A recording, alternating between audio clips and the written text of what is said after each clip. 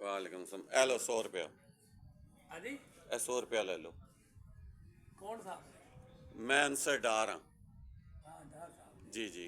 डर साहब कितने गए थे? मैं काफ़ी देर हो गई ਤੁਹਾਡਾ ਇੰਤਜ਼ਾਰ ਕਰ ਰਿਹਾ ਸੀ। ए मैं गया सी बाहर वाशरूम ताई गया सी। ਕੁਰਸੀ ਕੋਲ ਜੀ ਰੱਖੀ। ए कुर्सी है पीछे। कित्थे जे? ए बह जाओ ए बह जाओ। ए इधर होगा ना थोड़ा अगे। हाँ इतने बह जाओ ਮਿਹਰਬਾਨੀ। जी।